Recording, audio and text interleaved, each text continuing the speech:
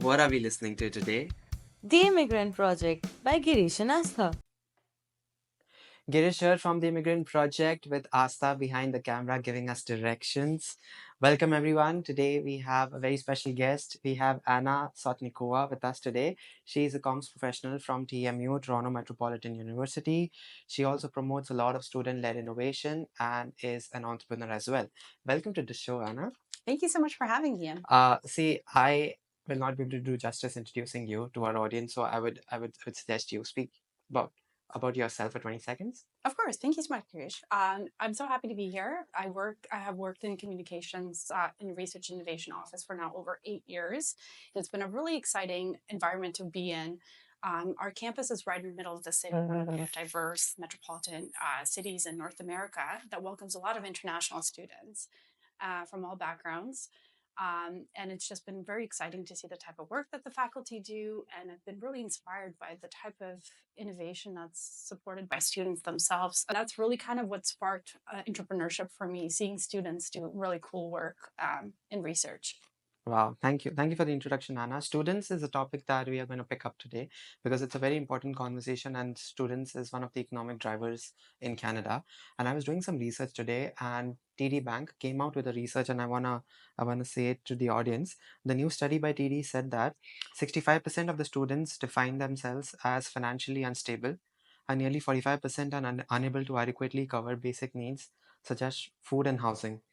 And to add to that, TD Bank interviewed a few parents, and parents said that students should develop better spending habits and make themselves financially literate. So, for someone who has worked at TMU and who is integrated in the system really well, I wanted to ask Anna from you, what are the primary challenges students, both national and international, local and international students are facing when it comes to managing their finances? Of course, and I think that's a really big question. It's very salient right now with the cost of living having gone up so much because of inflation. Education tuition costs have increased significantly. So for domestic students, it's about roughly $7,000. For an international student, it's almost $38,000. And of course, we want to attract so many international students to come to this country. But at the same time, I understand the barriers that a lot of families face with having to save up enough money to come to Canada. And of course, we still fare relatively better in terms of affordability in comparison to the United States, where tuition is probably twice as much. I have friends who have gone to universities in New York and have taken out loans from their countries, $70,000 to $150,000 Oh my in God. order to finance themselves to do undergraduate and master's degrees. So these are serious financial considerations for families, right? And have long-term implications.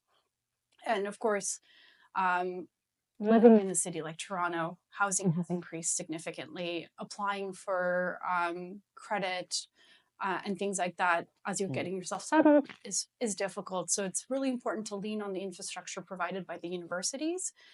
International offices, for instance, like I know Toronto Metropolitan University has, and every university Yeah. in Canada has an international office that helps with onboarding of students as they come in. They set aside certain residential housing for students. Is it subsidized? No, you still have to, of course, pay. It's a lesser cost than it would be on the market, Hmm. but of course, there's a fee. But for it's open to housing. international students. Yes. Anna, you made an interesting point about us being slightly more affordable than the States. Yeah. But the US also recently, I think last year, the news was floating out that Joe Biden uh, g- re refused to accept a lot of students repaying those loans. Mhm. So he didn't allow students to repay those loans, and he perhaps forgave all of those loans. Do you think Canada is at an economic position to do that? What US did? From the policy perspective, I haven't heard yet of anything like that, but there are scholarships to tap into. Hmm. Of course, there's pathways to apply for these types of programs. I was looking at there's also for if you're really in the dire straits in terms of if you're already here studying and financially you're not able to provide for some of your needs, there's also emergency scholarships for students to apply for, again, through international offices. You have to demonstrate significant need. So you're saying that there is definitely aid from the government. There's also aid from the universities. Yes. There's a lot of resources out there, but the Mhm. awareness of these resources is limited. That's Yes. why that's why international students are not probably able to access these resources that are available to them. Yeah, and I think sometimes it's a bandwidth problem. So when you're kind of settling in and you're challenged with so many different problems all at once, and it Yeah. is home, it's a really a human issue. So I think a lot of it is like having to then go through more bureaucratic processes is not necessarily everybody's interest. So I feel like it's just you're dealing with so much while also keeping in time with your school and assignments. Maybe you're also taking on a job opportunity. So you're balancing a lot as a student. Would you have any advice for students who are probably balancing this? Because I know a lot of students who come to this country who perhaps not might have so much financial aid from their families or their parents Yeah. as compared to other wealthy students, wealthy families. So do you have any advice for them on how to manage their college assignments, college studies, tuition, school studies, as well as part-time work that they find Of course, try to find part-time work that maybe can even align with your studies. So then you're building your from your experience as you go. industry? Exactly. So, like in university, there's often different career opportunities, co-op, and such that you can get into as early as an undergraduate. So, I've always been keen on hiring assistants for my office, for instance, from local and also international students whenever possible. So, I've had students from different disciplines join my office, and it's been wonderful. And again, it gives them real experience that they can put on their resume, a reference. So as a way then, as they leave the office, they're already able to formulate some networks at the university, and get a bird's eye view of the types of businesses that they might be interested in learning about or working with. And like it's again, a university is a very supportive community that you want to take advantage of. Yeah. There's lots of mentors, people that are there to help you, give you advice, look over your resume, maybe give suggestions to other people that are hiring entry level students to come on board. So I think, like from my perspective, every time I've had international students work in my office or local, I've always been keen on making sure that they have a pathway to a career, or we're thinking about how the types of skills that are being developed in our environment will translate into their work opportunities. So, of course, not these types of opportunities, I understand, are very limited and competitive, but like trying to learn what's available around you at the university is a great first step because, again, it's like an inclusive, supportive community. You made an interesting point about hiring and standing out and being a competitive market, but I want to lean into it for a bit here. Now, let's just say, for example, I'm an international student. I have 6 months part-time experience in the country, and I am, say, studying human resources. Mhm. But my resume, my profile, my work experience is just like any other person who's in my shoes right now out there in the market. And if I have to apply for, say, a TMU, Mhm. so someone that you are looking for in your team, how do I stand out in terms of approaching you, in terms of resume, in terms of contacting, in terms of communications? Do you have any strategies, any suggestions, anything for students out there who can perhaps stand out? Of course. I think showing a true interest in a position, showing that you've understood what this organization or unit does. So oftentimes I've had students sometimes write me an email letting me know that they're very keen on the types of work that we do at the Research Innovation Office. And so that already showed me that, okay, they're very invested, they're interested. Hmm. They've done some homework. So I think that's very important. They've identified who are the key people. Those attention to detail is really important. A lot of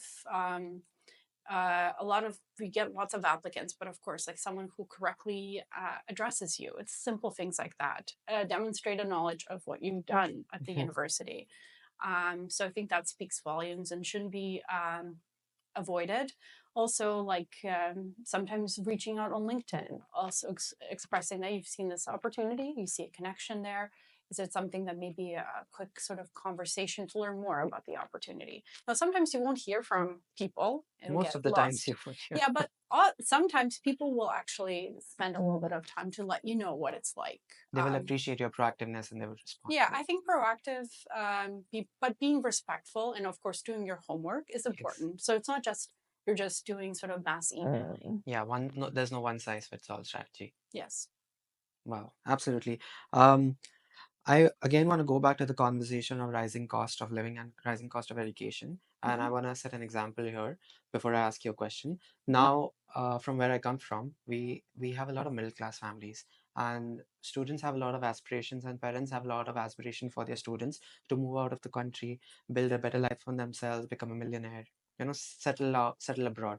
Mhm. It's the Western dream Of per se. course. And most of these kids, most of these parents, they belong to a very middle class family where they have to factor in uh, factor in their budgeting when it comes to education of student outside or living expenses of the student outside. So let's just say I'm a middle class Indian father who wants to send his son or daughter outside to Canada or to the US to study. But if I do, all my life savings would perhaps be given away to the education system or to the living expenses. Mhm. Uh, do you have any suggestions for people like me? I mean, people like parents who are middle class parents who are perhaps looking forward to sending their kids abroad. And if yes, do you think that there are any particular aids in terms of scholarship, in terms of government support that these guys can tap into? There are some programs here, like I said, they also vary by discipline. So, depending on where the highest needs are, particularly like STEM and healthcare, there are some supports that are available in those areas. STEM is pretty important, yes. Yeah. So, you have to look where, your skill set can be matched up and based on need, especially for higher education, graduate studies, where there are scholarships available for particular types of whether it's you're studying AI, biomedicine. So you have to look closely by university and the types of. Now we're tapping into some international funding as well on the federal level by the university. So see what research really appeals to you with professors that you're looking to work. So if you're approaching master's or a PhD, there's opportunities to do that type of bridging of finances where you are in a program that will be partially, if not fully, financed based on the type of research that you're doing. Wow. And I've also seen, Anna, that a lot of students, especially students who are recent graduates, they do not want to work in the industry for someone else. They want to start something of their own.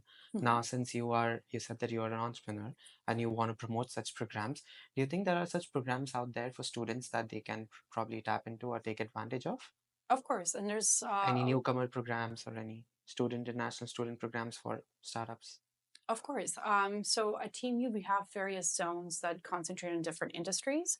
They are open to all students, so they don't differentiate between the status. So there'd be some for students. I always encourage to like learn more about the various clubs that are available on campus because that's how then you kind of navigate your way to these types of incubators or accelerators. Yeah. And you get access to mentors, funding. You can apply for grants through your faculty supervisor, for instance. So you start kind of understanding how the ecosystem works. And there's a lot of interesting funding opportunities here in Canada. There's also some non for profit actors that do work in this space. A lot of sort of smaller organizations.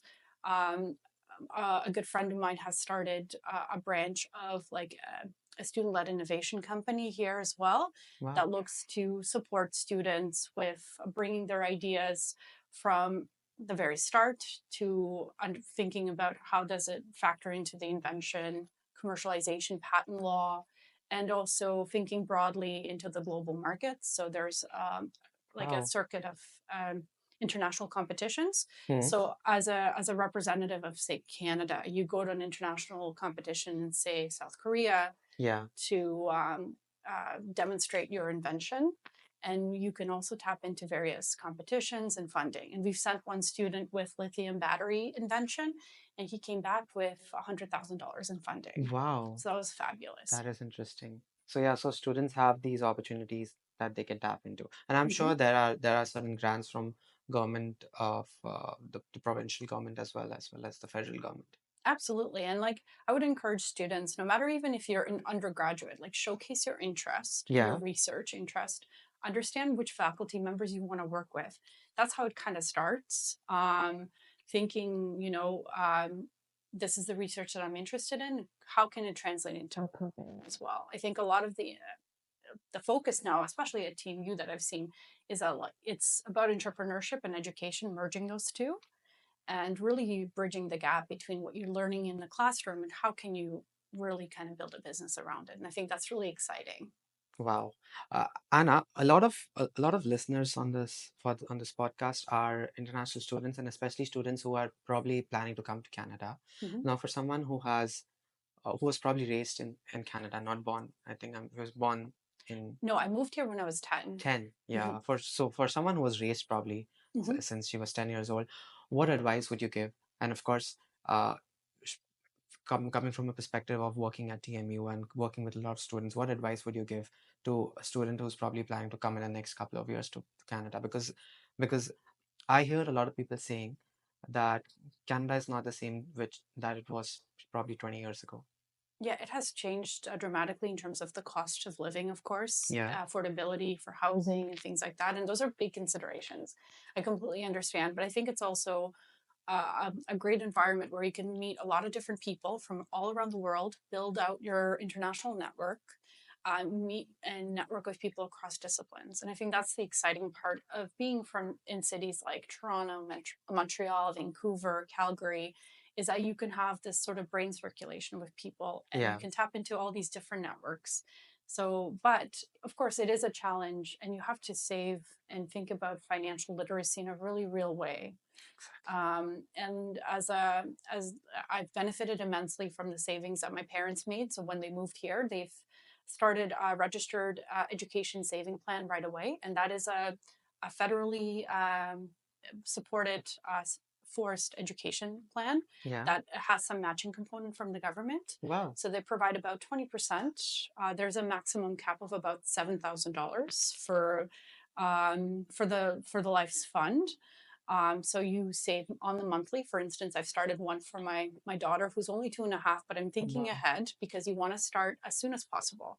Because as we know, savings are compound interest. Yeah. So the sooner you start, the better chances are that you're going to be able to overcome some things like inflation. And the projections around education costs are that education is going to rise in about 40% in the next 30 years.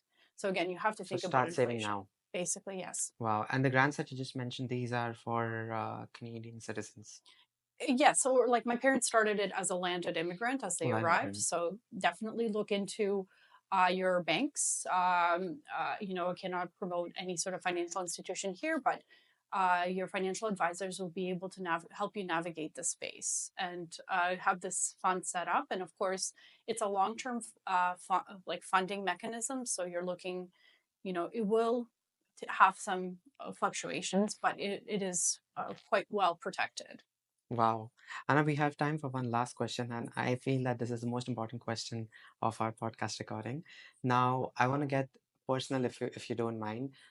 We usually ask our guests that where do they see themselves in the next 5 years, 1 year, 10 years? So what next for Anna? Oh, thank you so much for asking. It's always an exciting question and daunting. I certainly enjoy working in universities, so I'd love to continue that, but I'd also like building companies.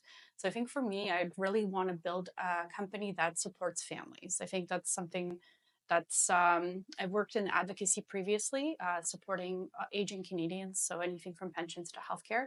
And I feel that there's a bit of a gap in thinking about policy around family, education savings plans, anything from daycare to university. I think there's some interesting advocacy work that can be done there, Wow. and so that's something that's really exciting for me, and I'd like to figure out a strategy of how I can bring some people across disciplines to this type of project. That's really interesting. Thank you so much, Anna. And Anna, if people would want to reach out to you to build their network, to just connect with you, to seek some advice from you, where do you think they should be reaching out to?